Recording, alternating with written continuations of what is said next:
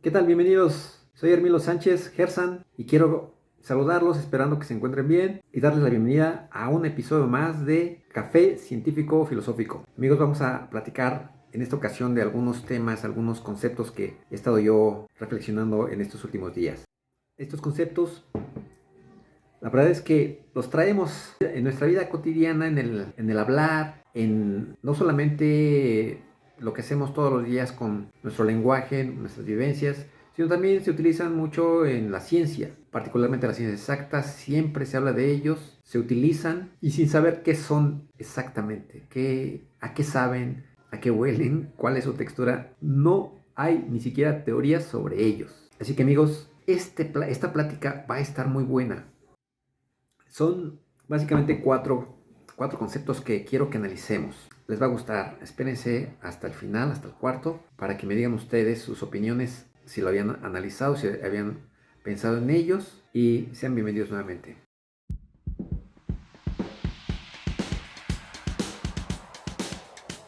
Heráclito y Aristóteles tenían razón, amigos. Todo se mueve. Toda la ciencia, el conocimiento como se ha desarrollado, surge a partir del movimiento, de lo que nosotros vemos como movimiento. Pues que se mueve las cosas, las personas, las partículas, la materia, todo se mueve. Y todo eso que se mueve, ¿en dónde se mueve? Vamos a ver el primer concepto que quiero que analicemos, que es el espacio. Los objetos se mueven en el espacio. En física, el espacio es aquello en donde ocurren los eventos, en donde se mueven los objetos, en donde están los objetos. Y filosóficamente hablando, el espacio es lo que relaciona a la materia, a lo que relaciona un objeto de otro objeto, o sea, su distancia. De forma tal que Newton consideraba que el espacio era absoluto. Imagínense algo así como, no sé, una gelatina con unas propiedades tan tenues, tan difíciles de detectar, pero suficientemente elástico para que la luz pueda viajar a la velocidad a la que va, hecho la mocha. Y que muchas veces se confunde como la nada, como el vacío total. En cambio, para Leibniz, el espacio no era así, no es un lugar absoluto, sino que simplemente es la relación que existe entre la materia, o sea, la distancia puede ser entre un punto y otro punto, es decir, entre una partícula y otra partícula, entre una taza y un plato, y conforme están cerca, pues el espacio es menor entre ellos.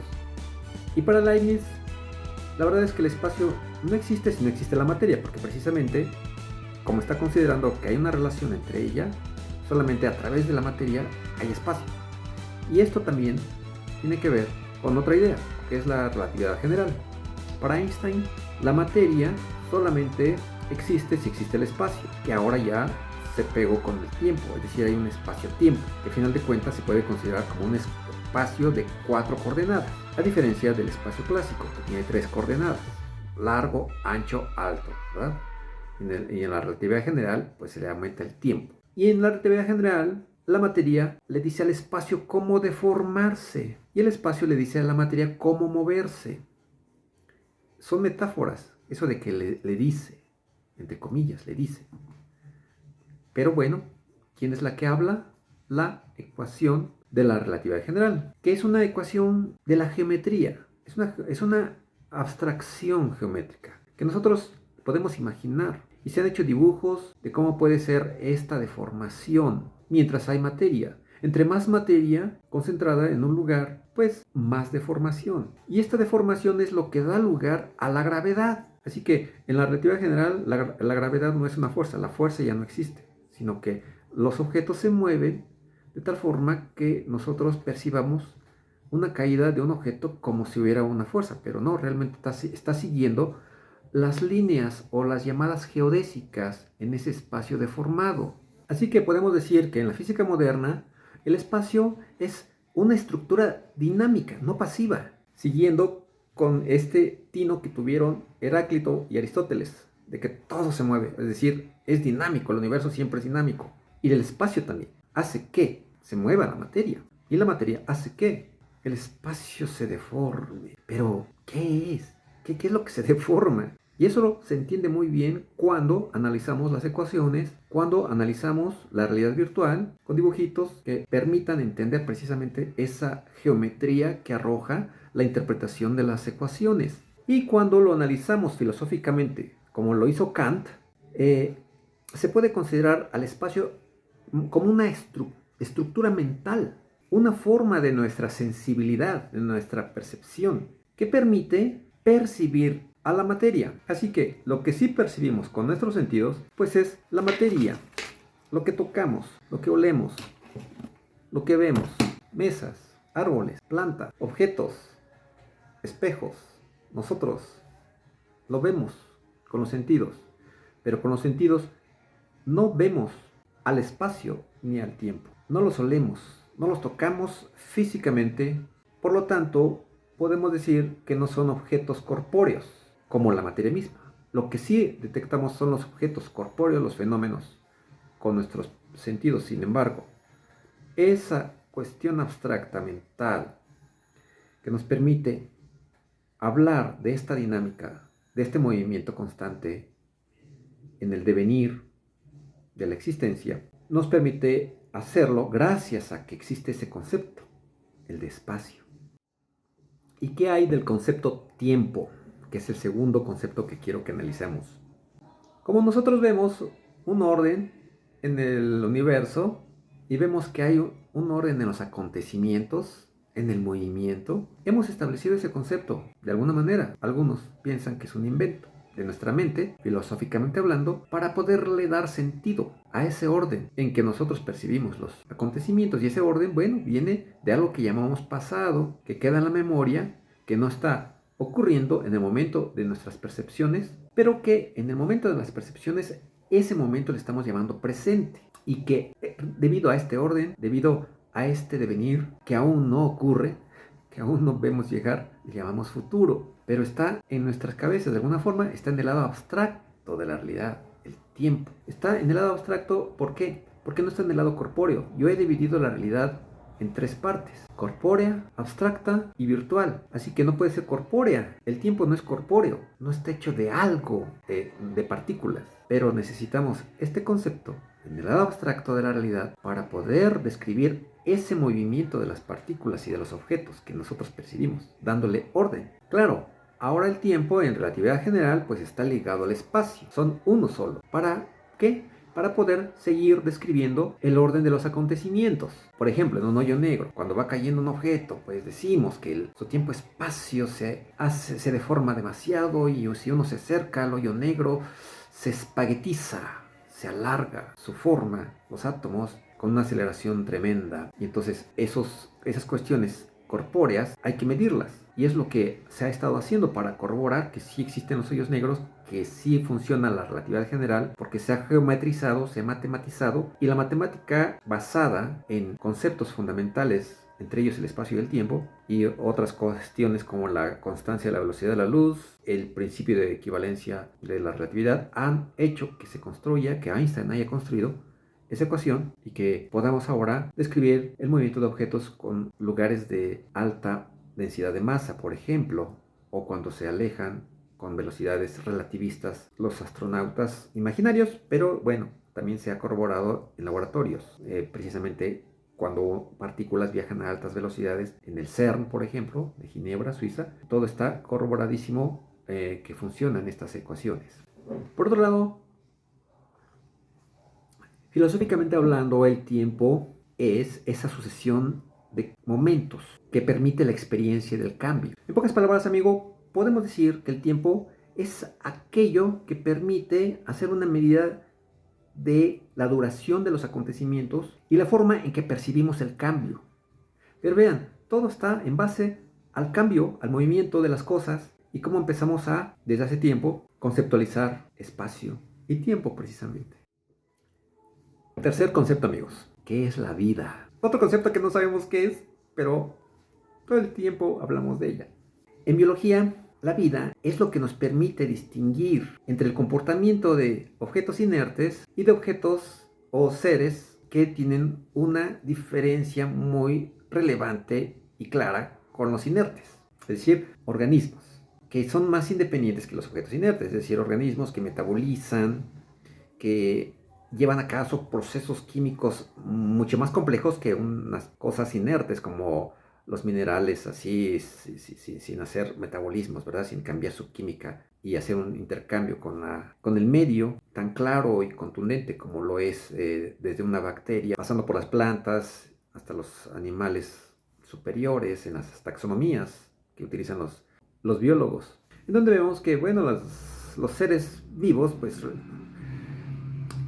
clásicamente respiran, crecen, se desarrollan, dejan descendencia, mueren. Pero cuando ya empezamos a analizar otros movimientos en la naturaleza, otros objetos, bichos, entes que hacen cosas un poco raras, como los virus no respiran, no metabolizan y son vivos. Ahí es donde ya empiezan los científicos a hacerse bolas, o algunos estar de acuerdo o no en decir que sí están vivos, o que están cerca de estar vivos, o están medio vivos. Vean, como aquí ya.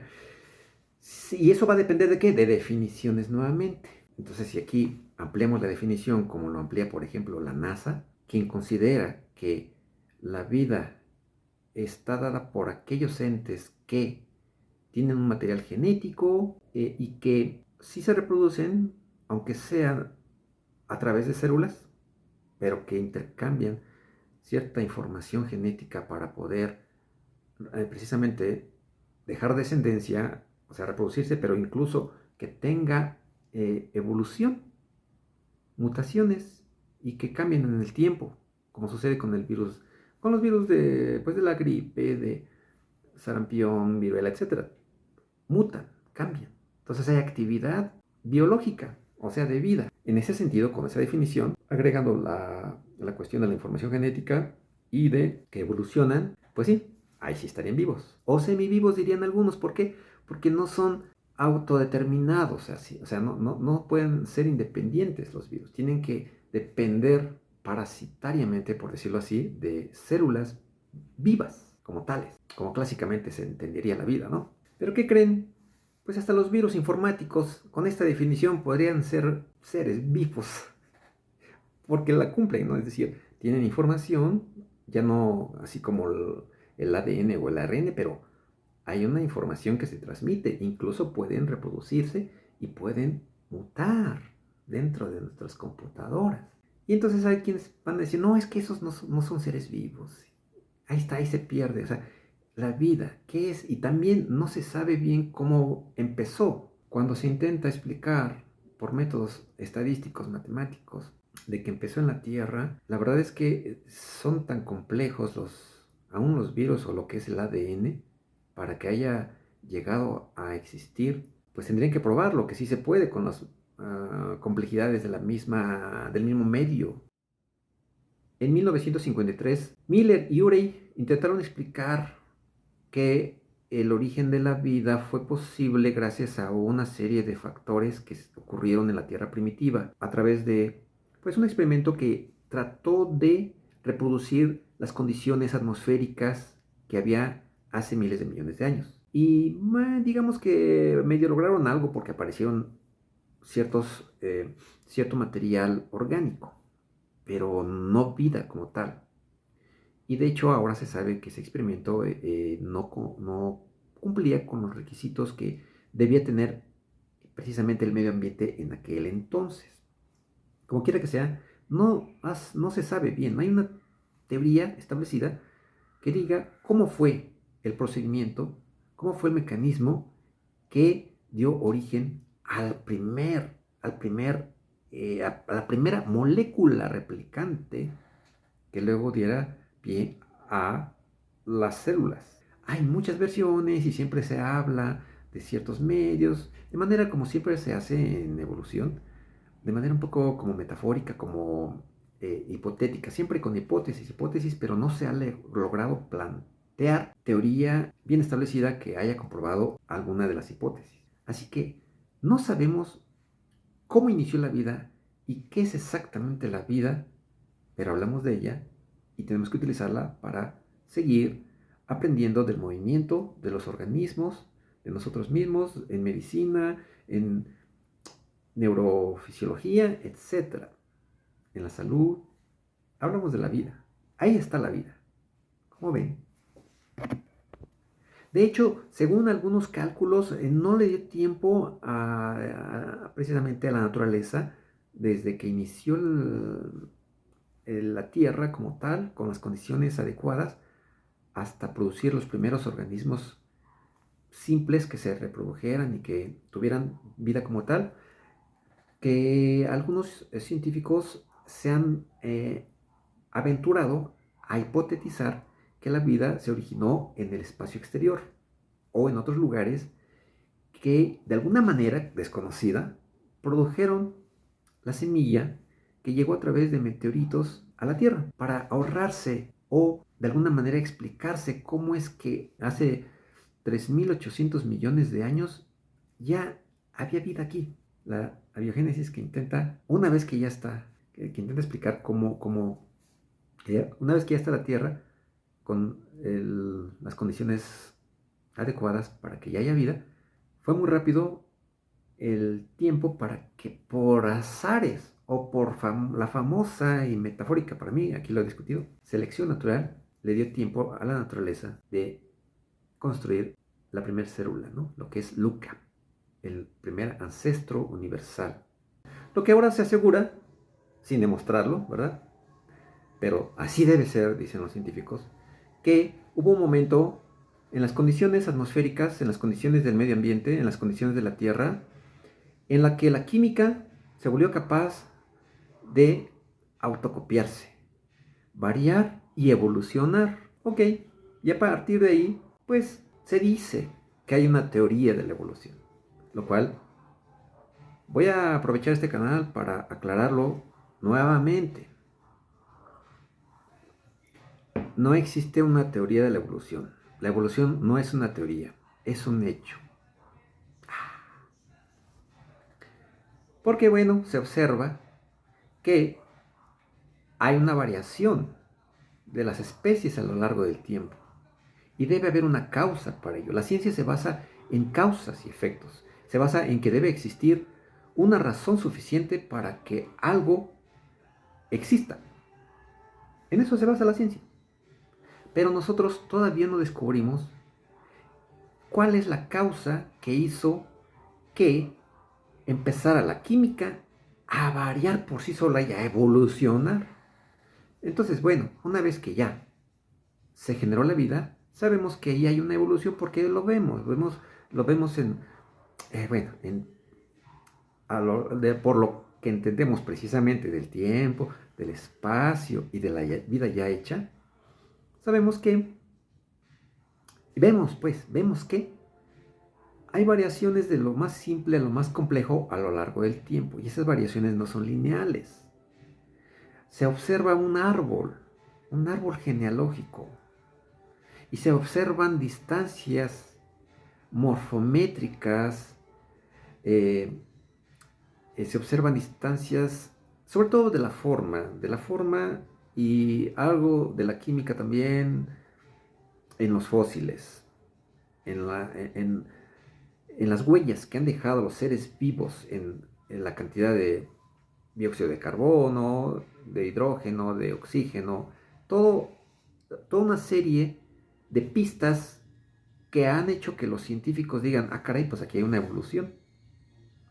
Cosa que, por cierto, ya habían intuido hasta los griegos, pero a ver si vuelvo a hacer otro video en donde hable de esto, de la evolución. En resumen, vemos que a pesar de que no tenemos una definición precisa de lo que es la vida, de que no sabemos bien lo que es la vida y cómo surgió, pues necesitamos esos conceptos para que exista una ciencia como la biología y derivados de ella, que estudian a los seres vivos y disciplinas que nos ayudan a, entender más o menos el movimiento del medio ambiente, contaminantes, tierra, fertilizan, ¿cómo se llama?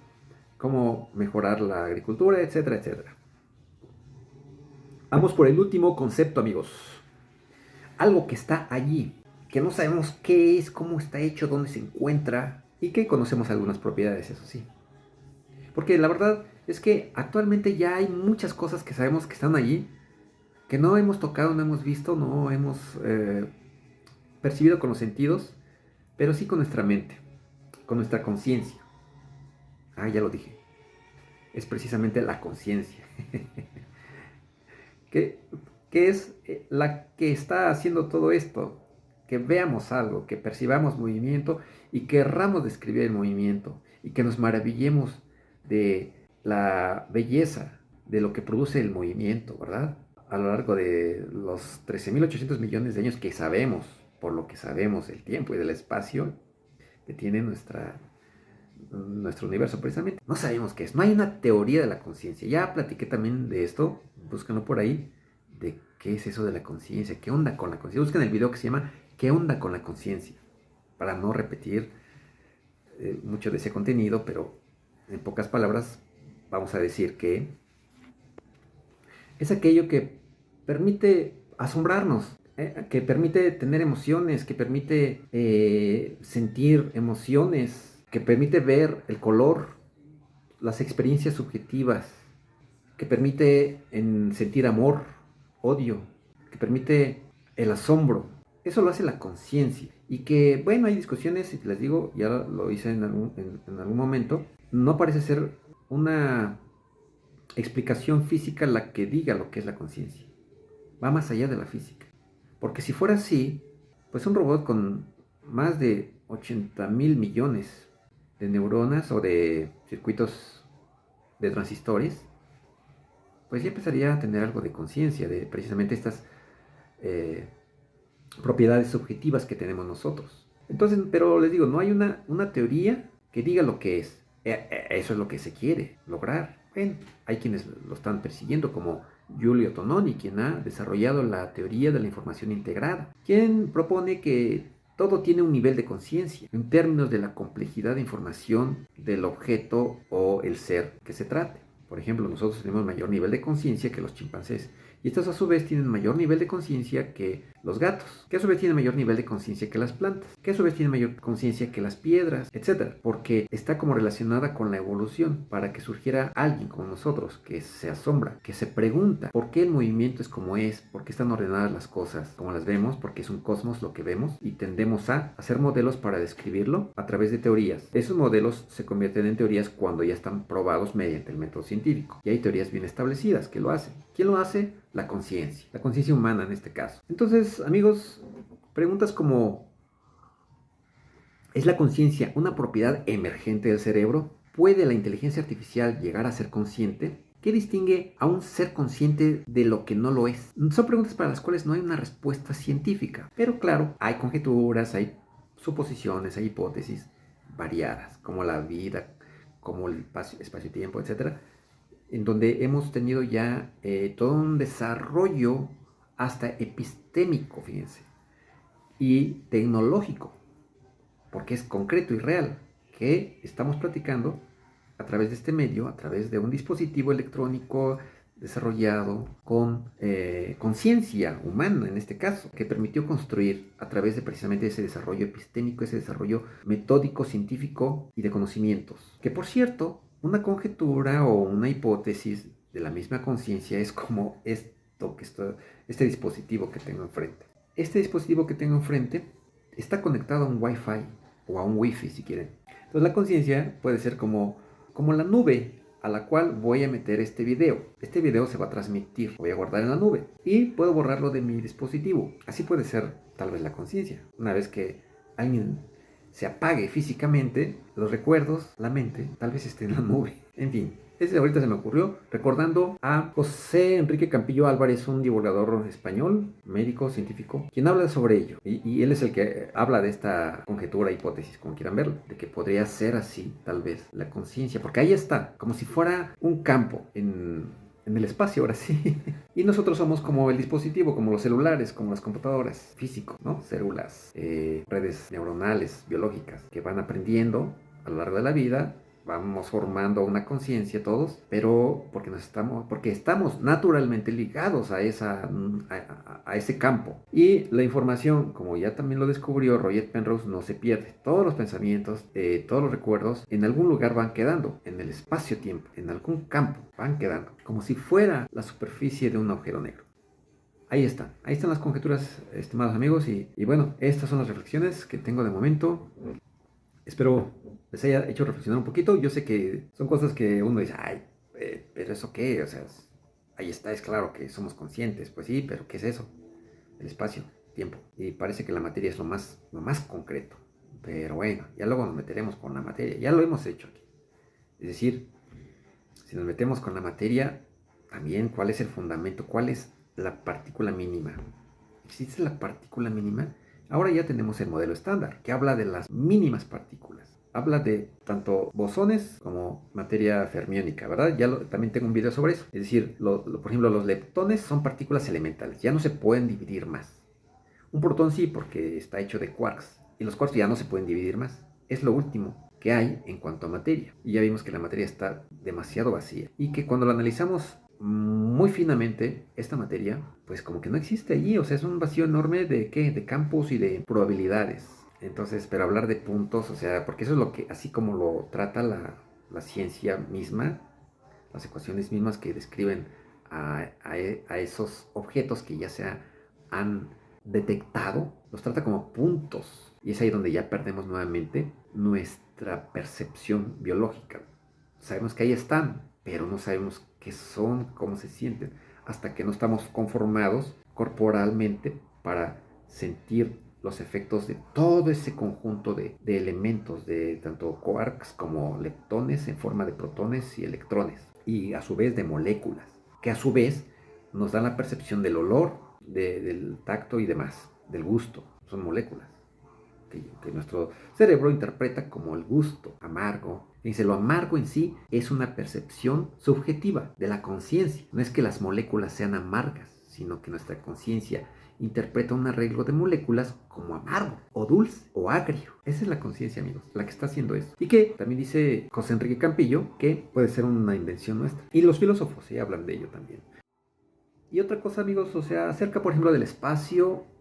¿Qué es el espacio? Fíjense que cuando seguimos analizando esto y si pensamos que posiblemente la teoría de cuerdas sea la buena, que hasta ahora no se ha comprobado como las otras, es decir, como el modelo estándar, por ejemplo, o la relatividad general, o incluso la clásica de Newton, y son verdaderas en su rango de acción, en el caso de la teoría de cuerdas aún no se comprueba físicamente, para que podamos decir, sí existen las cuerdas, porque son chiquititas, o sea, estamos hablando de distancias de menos de 10 a la menos 35 metros, si mal no recuerdo. O sea, es una bestialidad diminuta a la cual no ha llegado ningún dispositivo a detectar. Y tal vez no hablemos de microscopios, sino de alguna forma indirecta como se ha hecho para la detección de otras partículas, ¿verdad? O incluso ondas como las ondas gravitacionales. Pero si creemos que la teoría de cuerdas es la más adecuada porque unifica la relatividad general con la mecánica cuántica, tendremos que pensar en la materia como vibraciones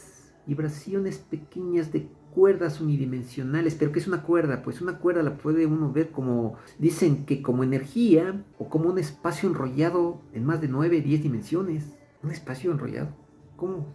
Ahí entra la matemática. La verdad es que la matemática es la que habla, porque si pensamos que es como un espacio enrollado a bajas dimensiones, ¿cómo se llama?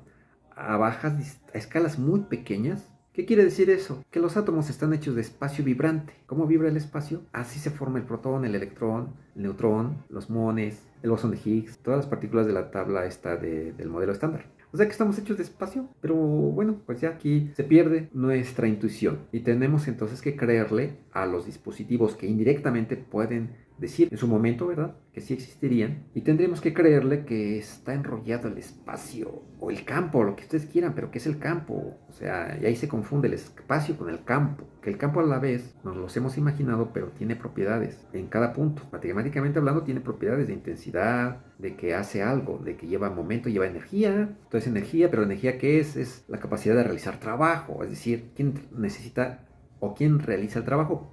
Pues la materia. Qué loco está esto, amigos, pero espero que les haya movido algo para que sigan ustedes investigando, para que sigan analizando esto si les gusta filosofar, si les gusta pensar, porque posiblemente alguno de ustedes vaya a ser el próximo Michio Kaku del siglo XXI y medio. Les agradezco, amigos. Comenten algo si gustan. Denle like a este video para seguir haciendo más, para que llegue también a más personas que quieran reflexionar y analizar esto que a lo mejor estaba por ahí dormido, pero que hay que seguir haciendo mover al hámster que llevamos en la cabeza. Hasta la vista, amigos.